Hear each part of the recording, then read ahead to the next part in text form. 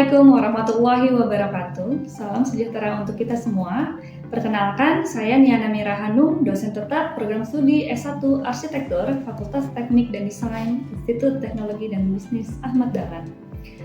Video ini saya buat dalam rangka memenuhi salah satu syarat sertifikasi dosen tahun 2025, yaitu sebagai bagian dari pernyataan diri dosen, unjuk kerja Tridharma Perguruan Tinggi PDD UKT-PT, khususnya pada aspek pengajaran. Pada kesempatan ini, izinkan saya menjelaskan mata kuliah yang saya ampu, yaitu Studio Perancangan Arsitektur 2 atau yang biasa kita sebut dengan SPA 2. SPA 2 merupakan mata kuliah wajib inti program studi S1 Arsitektur ITB Ahmad Dahlan yang memiliki bobot 5 SKS dan dilaksanakan pada semester 3.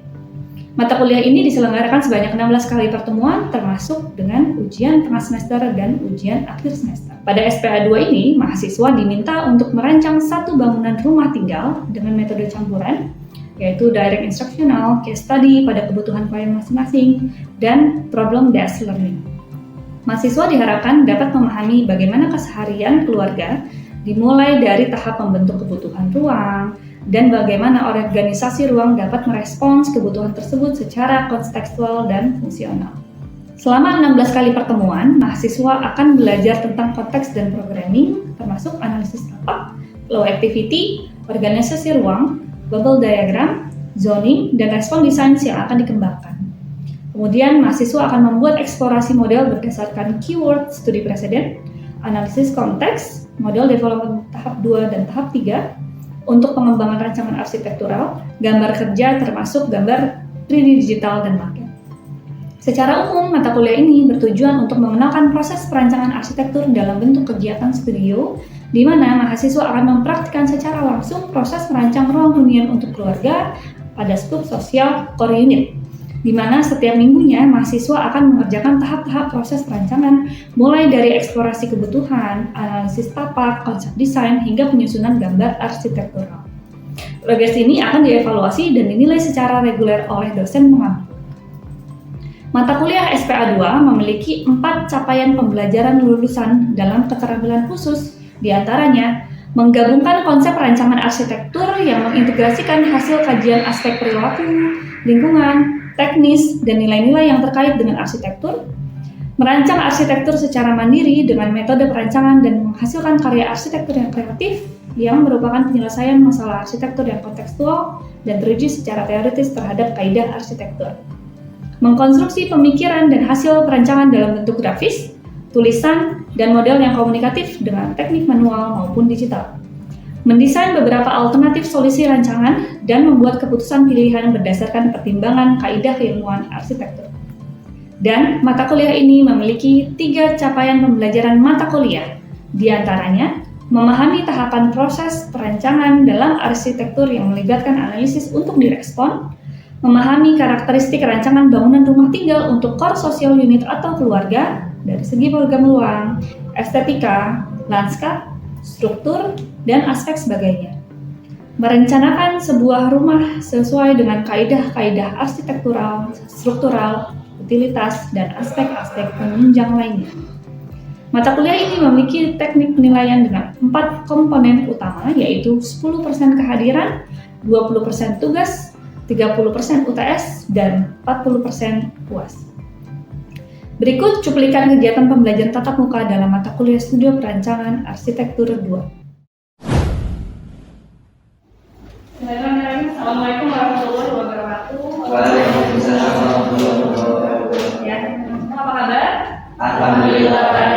Baik ya, semua berkumpul lagi setelah minggu UTS ujian semester di pertemuan ke-8, 9 kita kemarin sudah review lagi ya. Pertemuan 9 itu kita sudah belajar tentang peraturan-peraturan yang harus dipatuhi dalam kita membangun sebuah proyek, mau itu rumah tinggal, private house, atau itu rumah bertingkat gitu ya, atau bahkan bangunan tinggi, high-rise sampai terrace building. Nah itu ada peraturan-peraturan yang berlaku di melekat padanya ya, di setiap daerah akan berbeda-beda, dan sudah kita bahas kemarin peraturan tentang ADTR yang disahkan oleh gubernur gitu. Nah sekarang kita berlanjut ke materi minggu ke-10 tentang HDW dan istilah-istilah yang akan kita bahas gitu ya. Nah, sebelumnya saya ingatkan lagi setiap kita bertemu di setiap minggunya, teknis perkuliahan ya, kita kesepakatan masih sama. Kalau misalkan kita daring, itu bisa melalui WhatsApp, e-learning, Google Meet atau Zoom, keterlambatan masih 15 menit. Jadi kemarin yang telat-telat silahkan ya ditata lagi schedule-nya. Kalau misalkan ada tugas itu jangan di akhir detik-detik pengumpulannya jadi begadang, mungkin besoknya jadi telat gitu ya. Terus plagiarisme itu tidak lulus mata kuliah. Plagiarisme itu bukan hanya pada penulisan saja, copy paste dari ChatGPT atau misalkan dari Google gitu ya, tapi juga dari desain rumah tugas. Nah, untuk mata kuliah SPA 2 di minggu ke-10 ini kita mengambil dari CPMK 4 dan sub CPMK-nya gitu ya, CPMK 4 itu diantaranya mampu merencanakan sebuah rumah sesuai dengan kaidah-kaidah arsitektural, struktural, utilitas, dan aspek-aspek penunjang lainnya.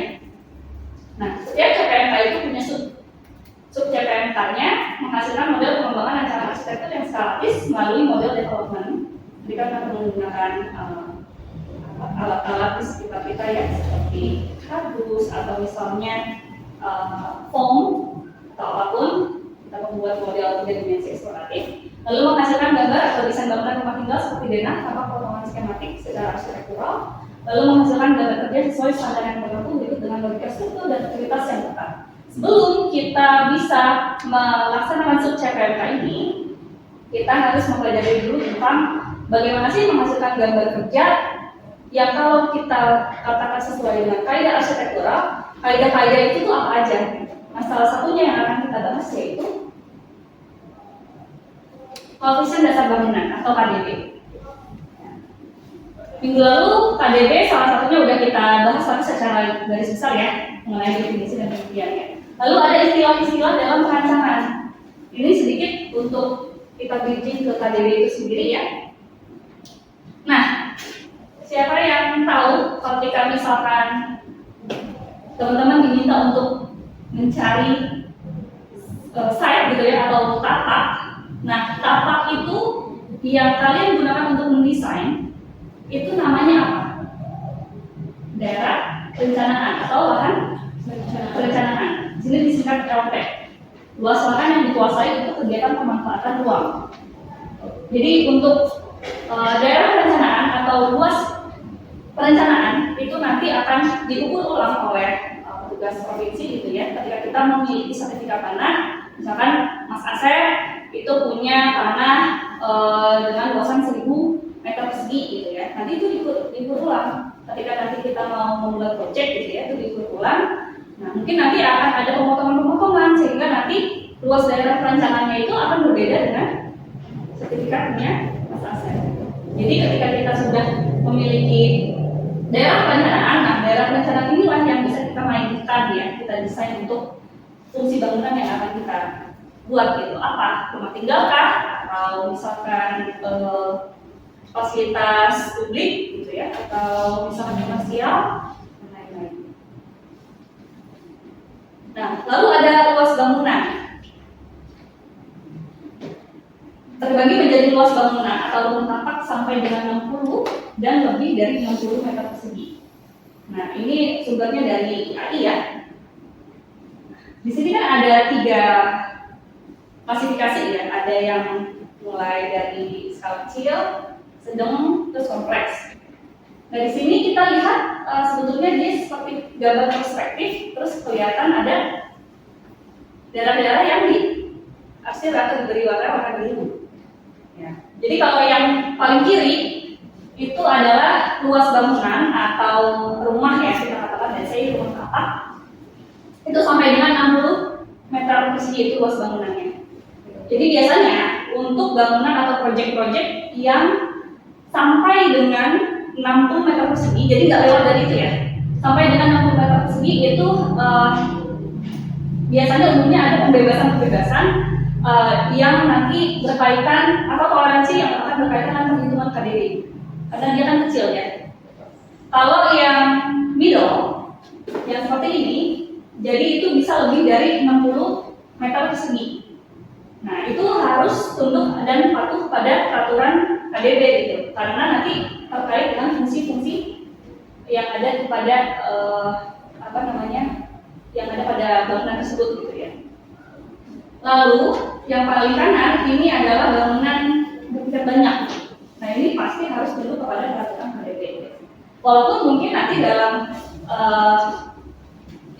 sebuah bangunan bertingkat banyak kompleks ini, nah ini ada beberapa daerah yang dia dibebaskan gitu. Tapi kalau untuk yang di arsir warna biru, nah ini adalah perhitungan KDB-nya. Ini ya yang biru ini adalah luas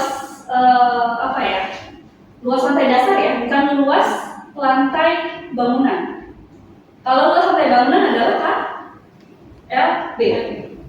Ya nanti KLB itu hitungnya lantai dari lantai 1 sampai lantai paling atas. Luas bangunan ini biasanya bukan rumah tapak ya, karena kalau rumah segini gede, nggak tahu itu rumah siapa. Mungkin kalau apartemen atau perkantoran itu biasanya seperti ini. Dia akan lebih ketat, dia bukan rumah tapak.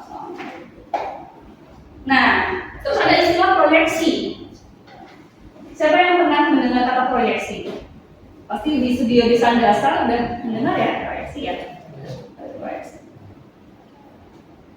Tarik garis horizontal, garis hilang dari kanan, garis hilang dari kiri, gitu ya. Atau misalkan garis titik hilangnya ada 2 atau cuma ada 1. Nah itu kan kita menggariskan atau kita memproyeksikan ke titik mana lagi gitu. Jadi proyeksi itu adalah cerminan atau bayangan ya, bahasa gampang kita, bayangan dari lantai atas, contoh ya, dari lantai atas ke lantai dasar, ke bawahnya deh, nggak harus sampai dasar, ke bawahnya. Jadi proyeksi ini dapat berasal dari lantai balkon, lantai ventilator, ya masih kerja dengan ventilator teknik, ventilator, apa lagi ya? Ya, dia overhang. Nah, jadi satu titik bertumpu, satu lagi bebas, ya kan? Nah, karena dia overhang, maka dia akan memiliki bayangan di bawahnya. Nah, selama overhang itu atasnya difungsikan sebagai tempat aktivitas, ya difungsikan gitu ya, maka ini adalah dihitung, luas yang bawahnya itu dihitung. Gitu. Nah, lalu ada juga yang warna hijau. Kalau warna hijau itu bisa dibebaskan, asal ada syaratnya. Misalkan dia itu bisa dijadikan area resapan gitu ya, kekerasan tapi bisa masuk air. Juga misalkan dia itu tidak dibatasi oleh dinding-dinding penutup. Jadi kayak yang bebas-bebas seperti ini ya, dia nggak ada dindingnya, dia cuma ada penopang 1, 2, 3, 4 gitu. Terus misalkan di atas balkonnya itu bukan struktur utama, nah itu bisa dibebaskan. Gitu. Nah ini juga kalau ini konteks bangunan bertingkat kayak tadi ya, contohnya sama. Nah ini kita melihat bahwa yang dihitung ini yang warna merah seperti ini. Karena apa? Dia itu berada pada sebuah struktur utama gitu. Di atasnya itu adalah beban-beban utama dan dia difungsikan sebagai area-area fungsional.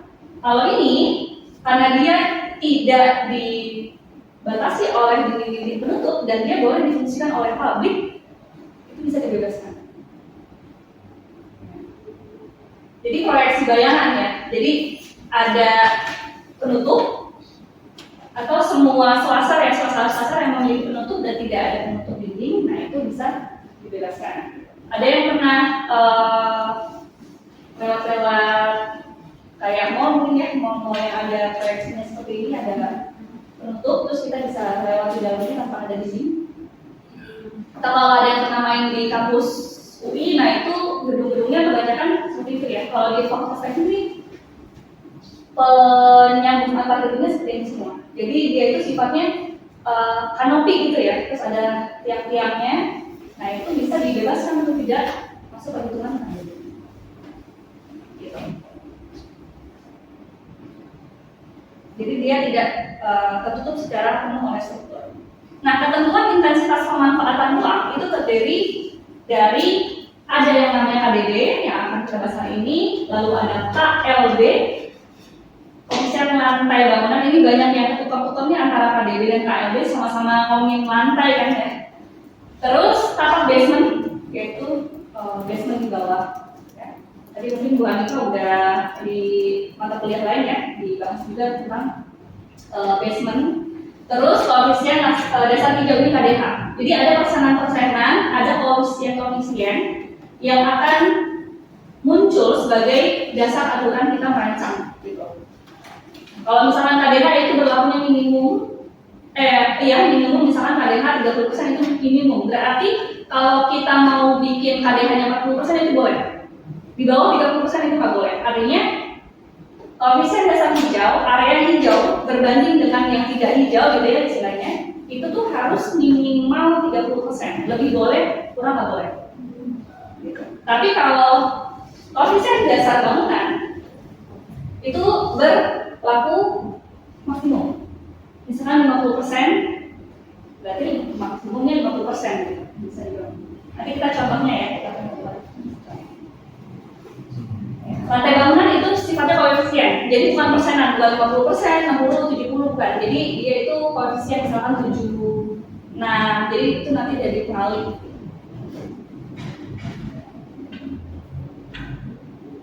Nah, ini ada lagi, nah ini yang saya tunjuk di sini bangunan apa ini?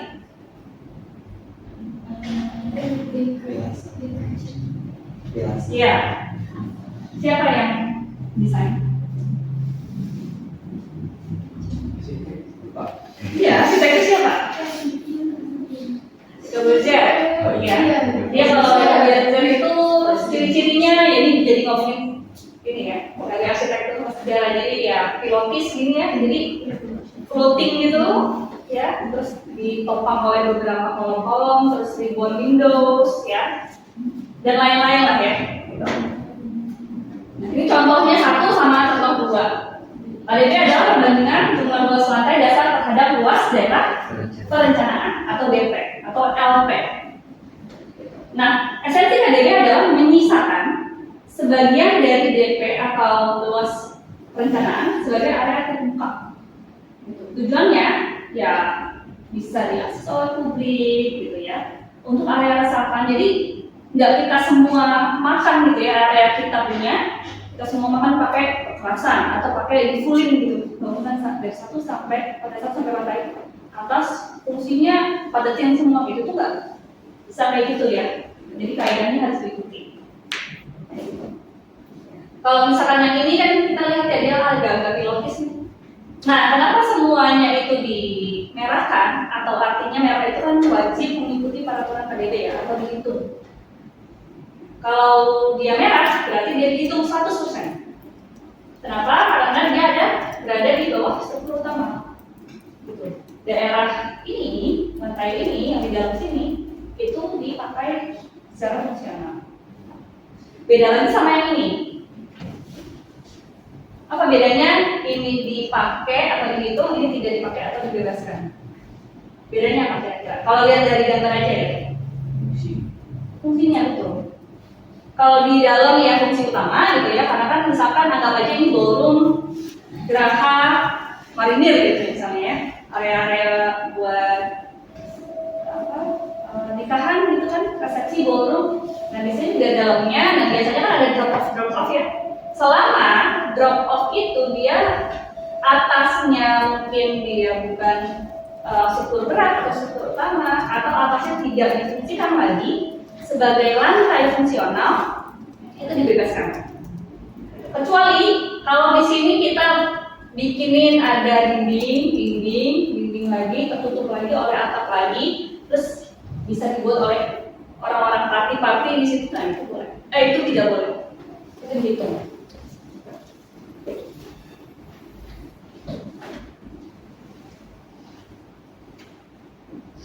Nah, kalau ini kan fokusnya kita agak unik ya, untuk bangunan yang kompleks, dia kayak kanopi besar, terus bangunan itu bertumpu pada 1 dan 2 tiang gitu ya, kolom-kolom penghubungnya, dia miring gitu. Nah, meskipun di daerah merah ini dia itu kayak tidak tertutup oleh pagar gitu, ini kaca ya. Tapi dia di dalam struktur utama. Sedangkan ini tidak. sama lah kayak yang tadi ya, rumah yang saya contohkan misalkan gerhana kabinet kayak gitu. Jadi mempengaruhi.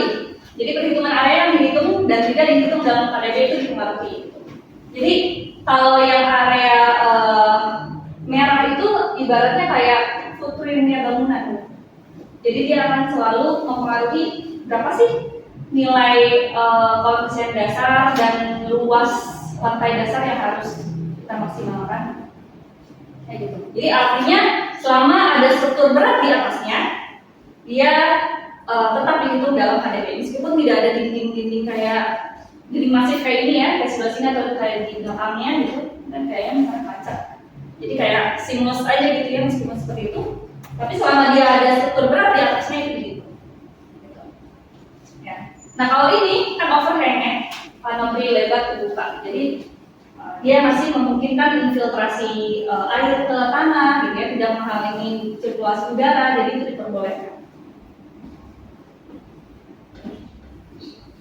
Ya, ini adalah perhitungan KDB yang bisa kita lihat persenannya dan kita hitung gitu ya, jumlahnya berapa persen sih? Ini sama lagi contohnya kayak tadi yang sudah sampai. Contohnya kayak gini, misalkan dia luas lantai dasarnya itu misalnya luas lantai dasar misalnya berapa? 400 ya? 400 meter persegi. Terus luas proyeksinya, maksudnya luas proyeksi yang ini ya, ini bayangan yang warna merah sekeliling ini, tidak termasuk dengan yang bulat ini ya misalnya. Itu kita ambil contoh luas proyeksi misalnya 100. Nah, luas perencanaannya,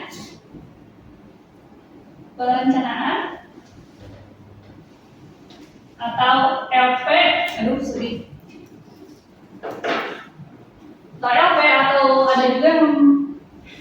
atau juga ada yang bilang daerah perencanaan ya, misalnya 1000.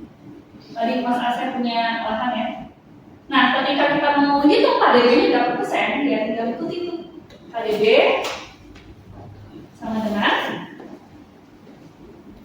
luas lantai dasar 100, terus tambah 100. Ini matematika simpel sekali ya.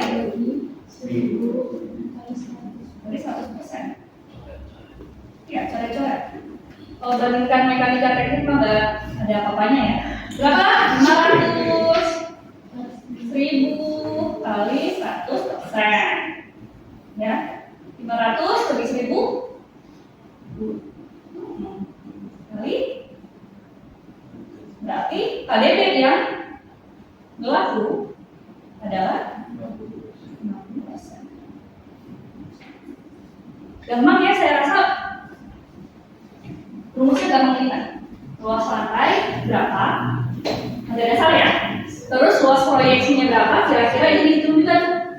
Per luas perencanaannya berapa kita dapat sebelum kita memikirkan desain dan segala macam gitu ya. Dikali 100. Jadi seperti itu. Nah ini adalah peraturan-peraturan yang ya, misalkan kondisi 1, 2, 3, 4, saya nanti kasih contoh 2 kondisi aja ya. Jadi misalkan nanti tinggi dinding di lantai dasar itu berapa, ya, lebar bidang atap atau cantilevernya berapa, itu ada batas-batasnya. Apakah dia diperbolehkan atau dibebaskan, atau dia masuk perhitungan? Kita langsung, ya misalnya kondisinya misalkan kayak gini. Ini ada sebuah gedung, dia memiliki overhang atau kanopi atau topi-topi ya. Topi-topi seperti ini. Kalau misalkan dia itu lebarnya kurang lebih sama dengan gitu ya, kurang dari sama dengan 1,5 meter, itu apa gitu ya. Kalau misalkan Ini masih perbolehkan atau nggak dihitung gitu ya. Kalau misalkan nanti dia itu lebih dari 1,5 meter itu 100% dihitung. Kalau ini tinggi dindingnya, misalkan di sini ada balkon ya paling bawah gitu. Dia itu misalnya tinggi dindingnya kurang dari sama dengan 1,2 meter itu boleh. Yang hijau-hijau itu masih boleh. Nah nanti,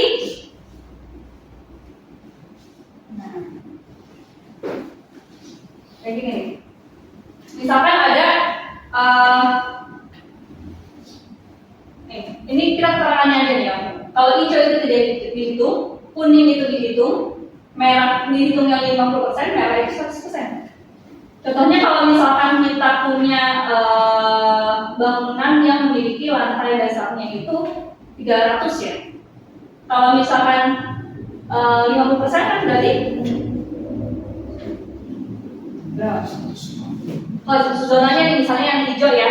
Yang hijau itu 50 meter persegi. Ya. Berarti kan dari luas lantai dasarnya itu nggak dihitung. Kalau misalkan ada zona yang seperti ini ya, misalkan 40 meter persegi, yang kayak gini ya, tingginya tuh 1,2 meter. Nah, ininya tapi topinya itu lebih dari 1,5. Berarti yang dihitung dari 40 meter luas dasar bangunannya, berarti 40% dari 50% dari 40 meter berarti 20. Itu yang dihitung. Jadi dia nambahnya 20 meter aja, gitu.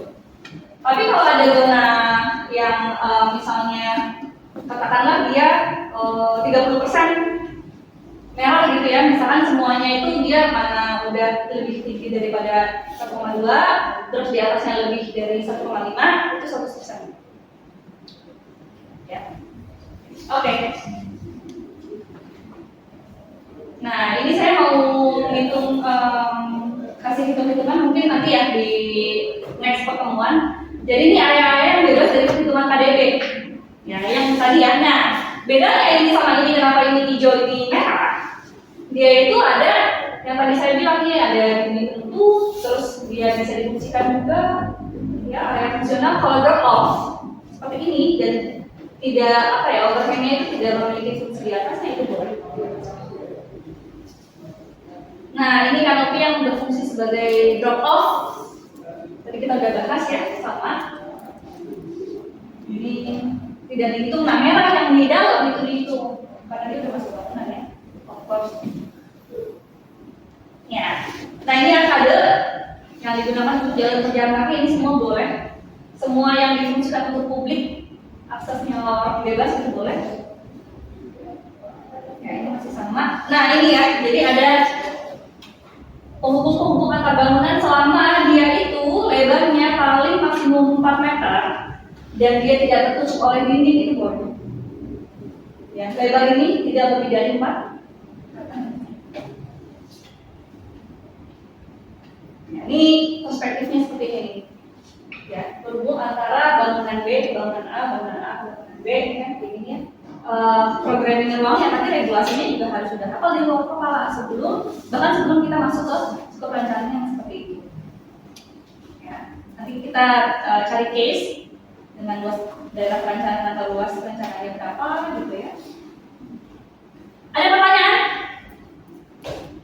Sebelum kita lanjut mengerjakan studio ya. Setelah ini.